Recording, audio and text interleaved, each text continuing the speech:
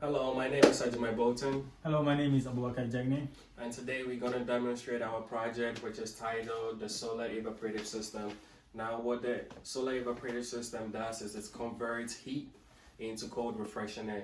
Now, if you could turn your attention to the diagram over here, as you can see, there is outside air coming into the system, in which we have a pump over here that runs water through the cooling pad. Now, what the cooling pad does is it converts that heat air that came in the system into cold, refreshing air.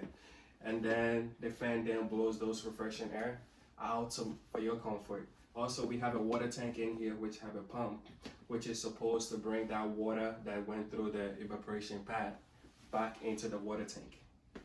So, going back onto the technical aspect of this project, from what we learned from mechanical engineering courses, we applied the motor and shaft calculation for the fan that roll inside the system, which is go like from 3000 RPM, 1.5 amps, and 120 volts for the motor.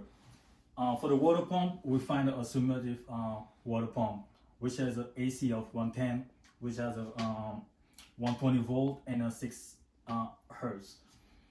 For the evaporative pad, we have a honey weight, which convert the hot air from the outside into fresh air.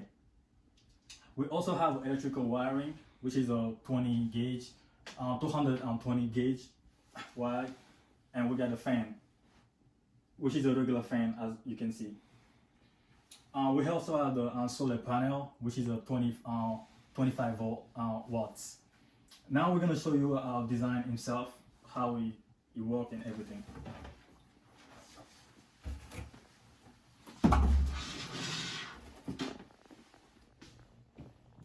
So I'm going to turn it on. Now, as you can see, the pump is already running, but it's very, very silent. Now, as I turn it on, that's the high volume right there. And if you could feel it, it's already getting cold.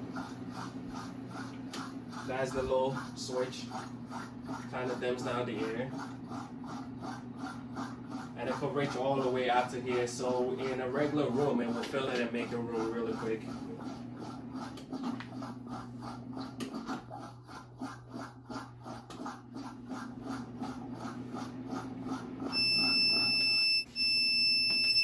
Now, as it starts to beep, you start to realize that it's out of water. So in this scenario, what you would do is click it open. Now, we're going to pour some water in there.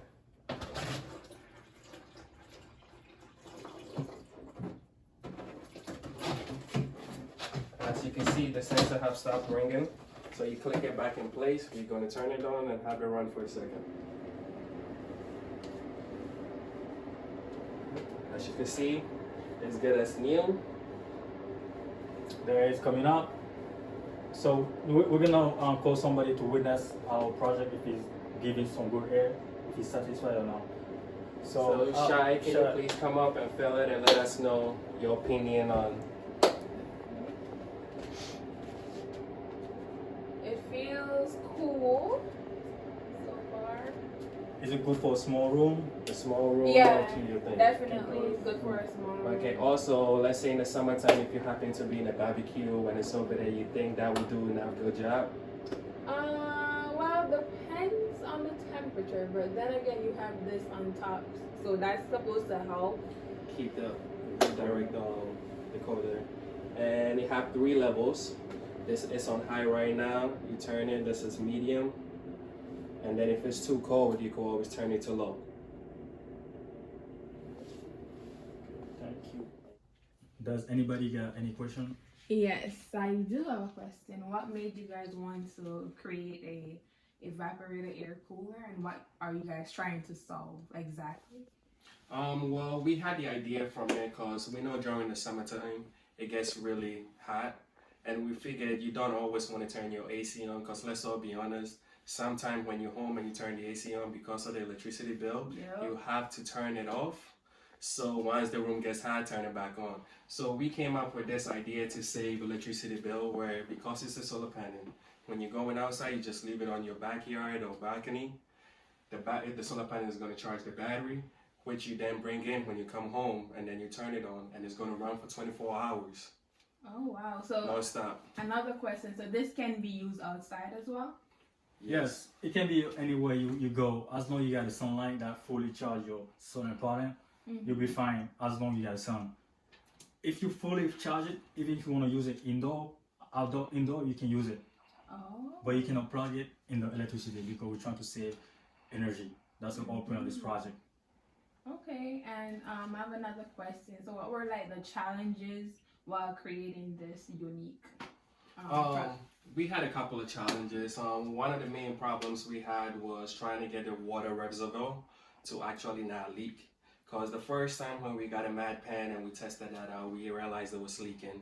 So we tried to flex seal it, and it still ended up leaking. So what we ended up doing was we got a styrofoam in which we put around the mat pan, and then Gorilla glued it, and then we sprayed it with a flex seal and left it outside for 3 days to completely dry, and then it started working.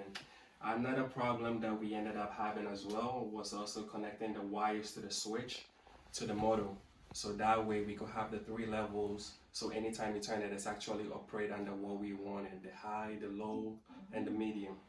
So that was actually challenging because trying to figure out exactly what wire connects with this and what it's actually going to give you, that kind of gave us a couple trouble. But after watching a couple YouTube videos, I ended up understanding it and getting it to work. Another problem we had was also trying to understand and also know how much the solar panel can generate to the battery to charge it. So we ended up getting a solar panel controller, which is at the back of the solar panel. So we turn around to demonstrate it. As you can see right here, this is already programmed and a set time. So it always going to make sure that the solar panel generates 12 volt and have a limit of 14.7 volt to the battery. Okay. And that was actually one of my other questions, which you already answered, so that's great. Thank you for listening.